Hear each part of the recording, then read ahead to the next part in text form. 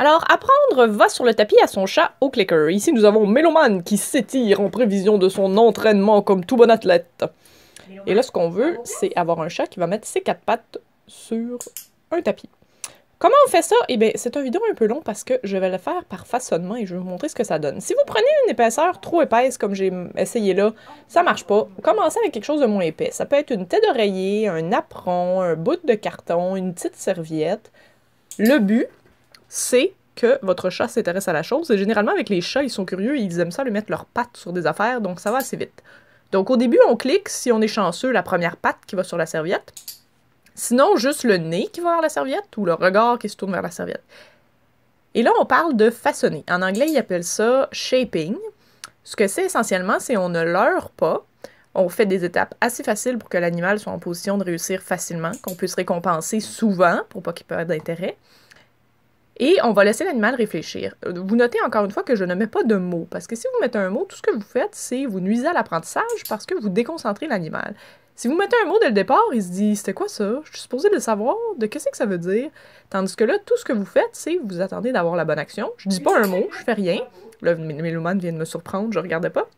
C'est pour ça qu'il faut constamment observer quand on fait de l'entraînement.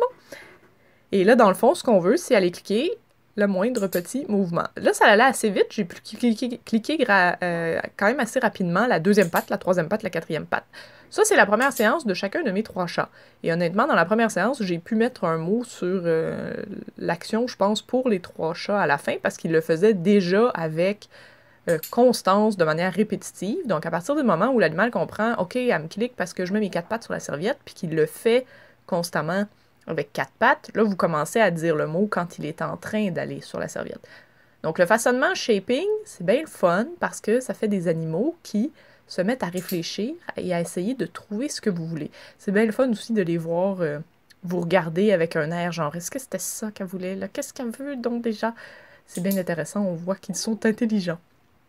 Donc, c'est normal aussi que votre animal attende, réfléchisse, se dise « Je le fais-tu? Ok, je vais essayer, je pense que c'était ça. » C'est des chats, c'est plus lent que les chiens. Ils sont tout le temps en train de réfléchir, de se poser des questions. Là, il y a Lucas qui dit « Je vais essayer d'avoir de la gâterie autrement, je vais me tasser, ok, je vais y aller au complet. » Donc, c'est très important de leur laisser le temps. Là, on dirait qu'il fait tout pour ne pas mettre ses pattes, puis finalement, il décide « Ben, je pense que c'est ça qui marche. » Et voilà, c'est ça qui marche, Lucas, bravo.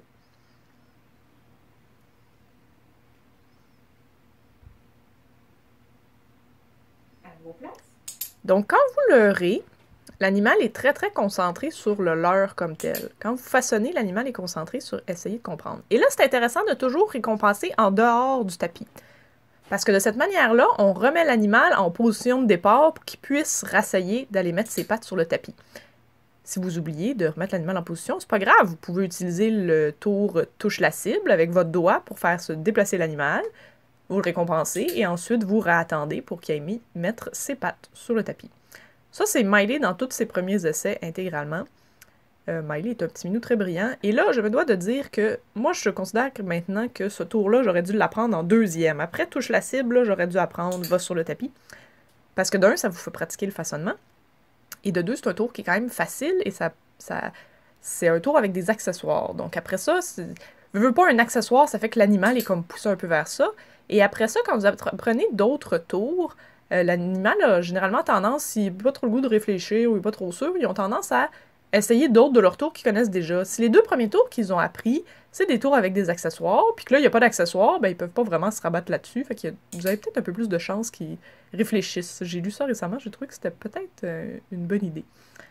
Mais bref, ça, ce sont mes premiers essais avec mes trois chats, sauf que mes trois chats rendus là savent déjà plusieurs tours, donc il y a des chances que ça aille moins vite. Ça, c'est un recul, mais le résultat est le bon, fait que les quatre pattes étaient sur le tapis, on récompense quand même.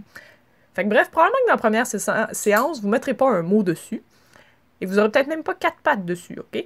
Peut-être que oui, là, mais mon point, c'est que ces chats-là savent déjà beaucoup de tours, ils savent vraiment bien comment fonctionne le clicker, ils comprennent le contexte d'apprentissage, donc c'est normal que ça aille plus vite. Ça fait un long vidéo, je l'ai mis au complet parce que je trouve que c'est un bon exemple de façonnement. Vous ne me voyez pas dire quoi que ce soit. Je reprends ma gâterie pour être prête. Je la cache pour pas qu'il soit... Je la cache derrière mon dos pour pas qu'il concentre sur la gâterie. Mais tout ce que je fais, j'observe et j'attends. Et l'animal n'est pas mélangé par ah, elle dit quelque chose, elle fait quelque chose, il est pas en train de se concentrer sur juste le leur parce qu'elle me met en bonne position, je veux le manger, le manger, le manger. Il faut qu'il réfléchisse de par lui-même. Et ça, honnêtement, c'est vraiment le fun et vraiment excitant quand vous le faites. Les usages de ça, ben, vous pouvez vous en servir, encore une fois, pour déplacer un animal en lui demandant d'aller plus loin sur la chose que vous aurez mis par terre.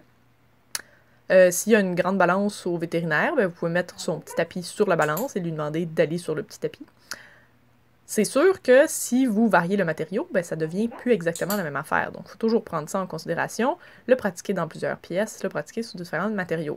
Là, j'ai réalisé que c'est la même séance, mais Miley était plus ou moins motivée par le manger mou. J'ai mis des gâteries à la place. Et les gâteries, ben, vous pouvez juste les pitcher loin du tapis. Ça remet encore une fois l'animal en position de départ pour qu'il puisse réussir un autre essai. Donc, des fois, on peut s'adapter. Cette bouffe-là, cette journée-là, la bouffe molle, il était parti 2 fois. Fait qu'on s'adapte en cours d'entraînement. Ça, c'est une journée après deuxième entraînement et c'est déjà pas mal assimilé. Vous noterez que Méloman, le gros minou mou, est beaucoup plus lent dans tout ce qu'il fait. Ça, c'est dans toutes les facettes de sa vie. Donc, il met ses 4 pattes, mais lentement. Donc, essayez pas d'aller trop vite pour rien. Tous les animaux ont des personnalités, il faut vivre avec. Là, je en profite pour me positionner, moi, par rapport à l'animal, de manière différente. Donc là encore, mon corps... en fait, le tapis est entre moi et l'animal.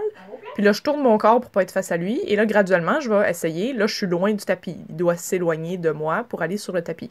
Donc, ça fait différentes variantes où on demande à l'animal, par rapport à nous, d'aller à différents endroits. C'est une autre chose qui est intéressante. Et là, on change les surfaces. Et là, c'est bon de cliquer.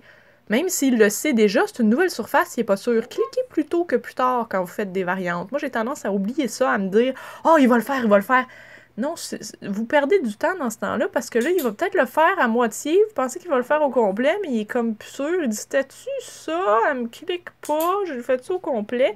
Si vous cliquez pour la première patte, essentiellement, vous cliquez en disant oui, ce que tu es en train de réfléchir à faire, c'est exactement la bonne chose. Donc, quand vous variez les surfaces, n'hésitez pas à cliquer plus tôt. Et là, on remet le minou en position de départ avec le doigt parce qu'on avait récompensé sur le tapis. Donc, des petits carrés de puzzle en fond, une autre surface. Méloman qui est toujours très lent. Des napperons à l'endroit, à l'envers, différentes couleurs. Ça, c'est des napperons en plastique, donc textures différentes. Ça, c'est moi qui est de dos. Faire des variantes.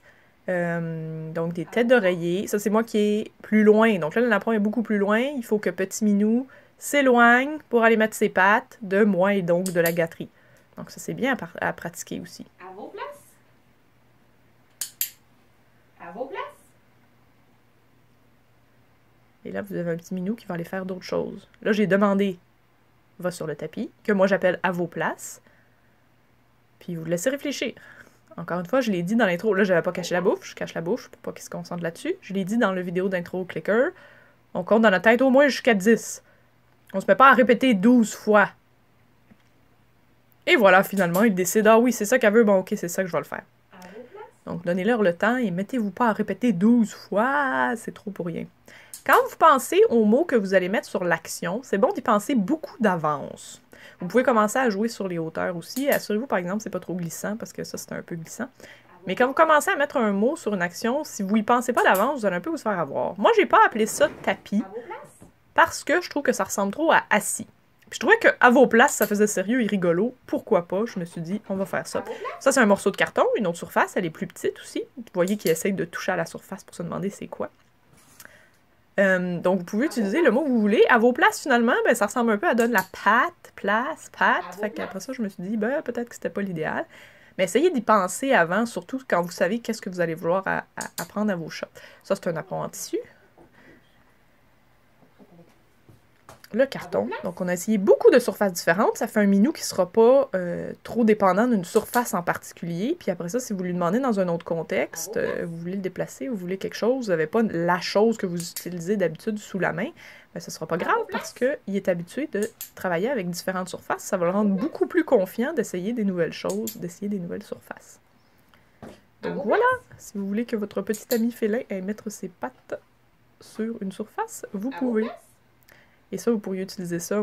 Moi, j'ai fait une vidéo pour dedans, pour la balance, mais vous pourriez utiliser ça aussi pour les peser sur une balance.